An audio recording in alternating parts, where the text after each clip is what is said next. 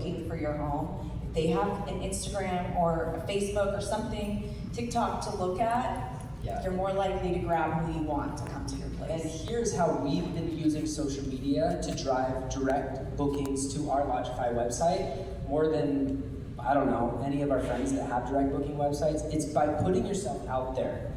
Because a lot of times people are like, how do I get bookings? And it's like, you have to put yourself out there to be able to do it on your direct booking website. So you want to go where the attention is and where your dream guests are. Yeah, you can't fish in a pond with no fish.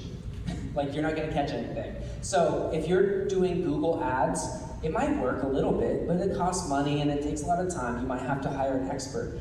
But you are the expert. If you live in an area and you have a short-term rental, or you are, let's say it's 2 hours away, and you go there and you visit, and you're like, oh, I want a short-term rental here so I can enjoy it as well. You're the expert. So you might do yourself a service and start making content that other people can consume, that they will see you as the expert, and in turn, they will want to book your property because they will see you as valuable. Yeah, you don't want to sell, you want to serve.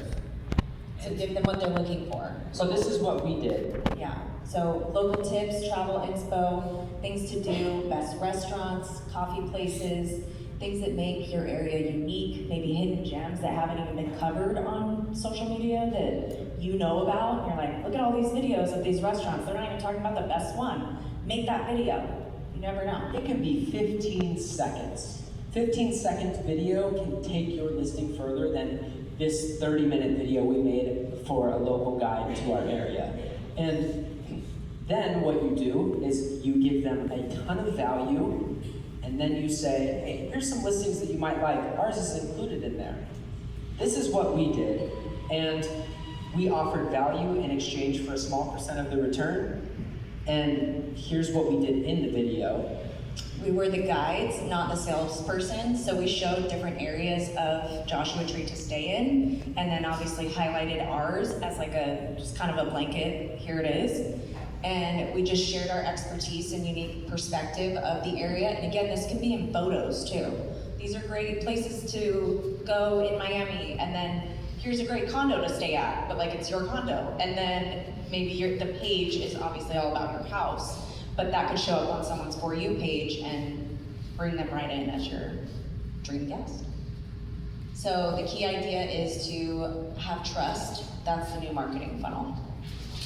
So we made one video at the end of last year because we were like, let's try it. Let's make a local area guide video. That one video has gotten 40,000 views and actually made us $630 as a byproduct of that, which is awesome.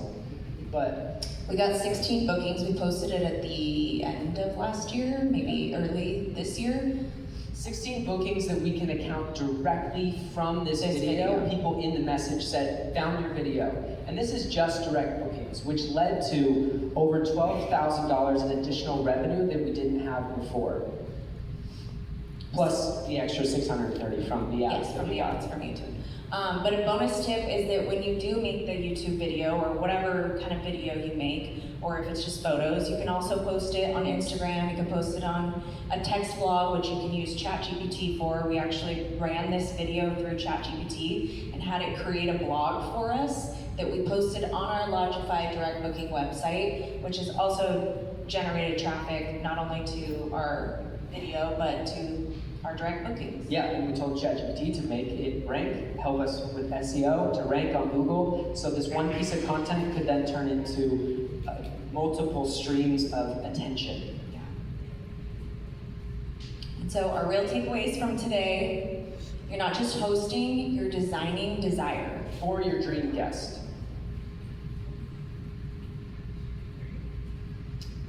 You're reverse engineering what your dream guest wants and baking it into every detail, from your furniture to your photos to your description. All very important. Don't be passive, you have to be strategic, especially in this market. Yeah. You can't rest on your cleaners, you can't rest on a management company. You really need to be involved in some aspect.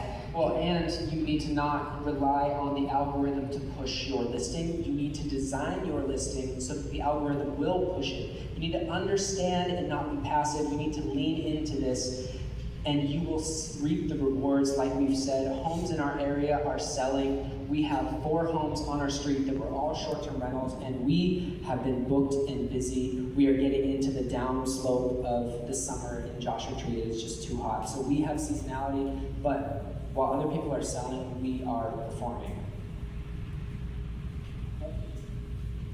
And the more specific your vision, the more magnetic your listing will become.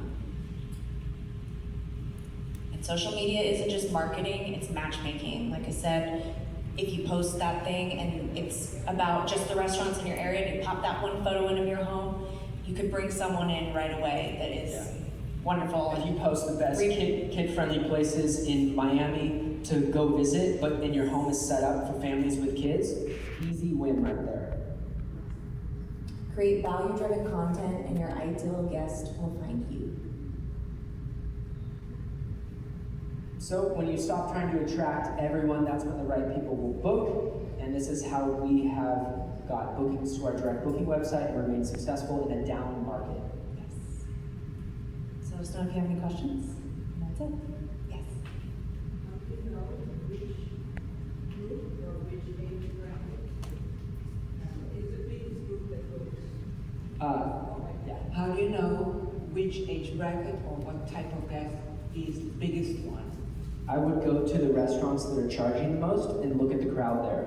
My parents live in Palm Springs, California, for example, golf central of the world, right? You go to the best restaurants, it's people in their 60s who are retired. If we were going to make one there, we would cater to that audience. Miami, I don't know, it seems like a younger, where are you from? 3 minutes from 3 minutes from here, okay. Do you know the best restaurants in the area? No, because he's a better cook than any restaurant. Clap, clap, clap, clap. Plus, you mentioned the 60-plus crowd. Those generally don't stay in Airbnbs. Well, there are multiple platforms that you can use and a direct booking website as well, which I would tend to use Facebook for that market, that demographic. They are on Facebook, like flies. And they will click, and they'll click AI generated images. But is there information out there for which group, age bracket group, is the biggest one? Like who books the most Airbnbs? Yeah, you in can- the 30s, 20s, 40s, 60s. Like I said, you can ask that question in a local short-term rental Facebook group. So if find one on Facebook, Yeah, we are. you're on there. Yes. Ask the question directly. No, we're the leader. Oh, you're But you can also use a tool like AirDNA, or if in Price Labs they have market research that you can see all of those demographics of people coming to the area. Thank you. Any other questions? Good question. I think on Lodgify too, you can see who's your demographic. Well, that's who's Depends coming. if That's they're- who's coming.